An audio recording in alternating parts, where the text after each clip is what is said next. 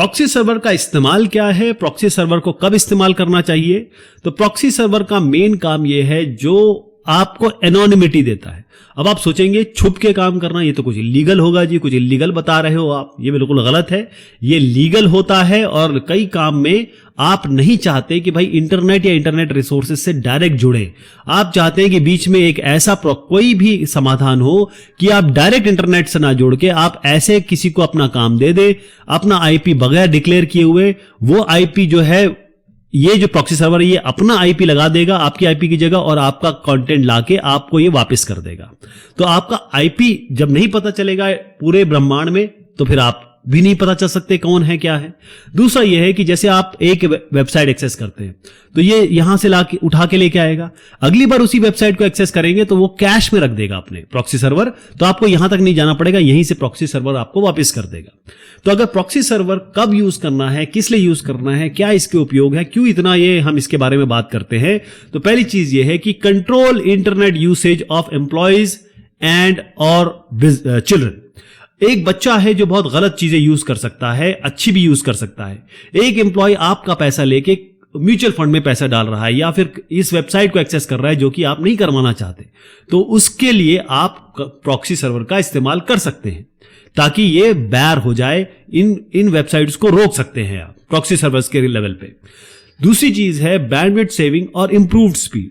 जब भी आप कुछ रिक्वेस्ट करते हैं प्रॉक्सी सर्वर से, वो आपको लाके वापस देता है। जब वो वापस लाके देता है तो वो उसकी कॉपी यहां कैश में रख लेता है।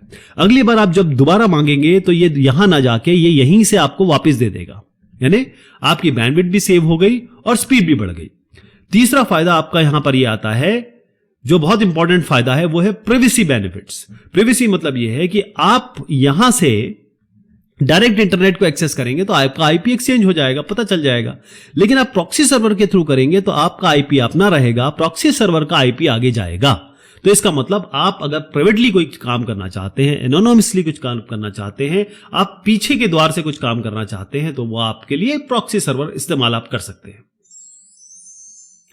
अगली जो इसमें बात आती है, क्योंकि मैंने जैसे बताया दो काम प्रॉक्सी सर्वर के हैं, एक तो आपकी एनोनिमिटी यानी किसी तरीके से आप छुप के या किसी के नजर में बगैर आए हुए कुछ काम करना चाहते हैं, साथ में कैशिंग। यहां पर जब कैश हो जाएगा चीजें तो आप बार बार पूरे इंटरनेट पे ना घूम के प्रॉक्सी सर्वर से ही एक्सेस कर सकते हैं।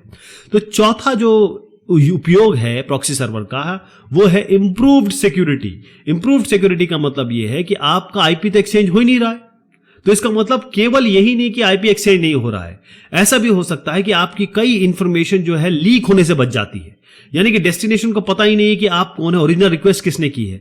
तो बहुत सारे जो फ्रॉड्स हैं या फिर बहुत सारे जो इंटरनेट में मैलवेयर है, एडवेयर है, उससे आप बच जाते हैं प्रॉक्सी सर्वर का इस्तेमाल करके। एक और इसमें बड़ी इंपॉर्टेंट बात आती है, वो है एक्सेस टू ब्लॉक रिसोर्सेस।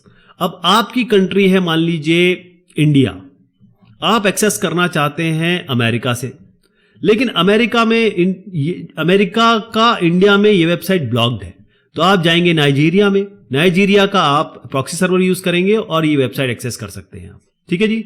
अगर आपको इंफॉर्मेशन चाहिए, वो चीज ब्लॉक्ड है, खास तौर पे वो चीजें जो आप एक्सेस डायरेक्टली नहीं कर सकते, आपकी गवर्नमेंट ने ब्लॉक किया हुआ है, हो सकता है आपके जो लोकल एरिया नेटवर्क है उसी ने आपको ब्लॉक कर रखा हो, तब आप क्या करेंगे, इन ब्लॉक साइट्स को डायरेक्ट ना एक्सेस करके आप इसको प्रॉक्सी सर्वर के थ्रू एक्सेस करेंगे तो आपको ये चीजें अवेलेबल हो जाएंगी।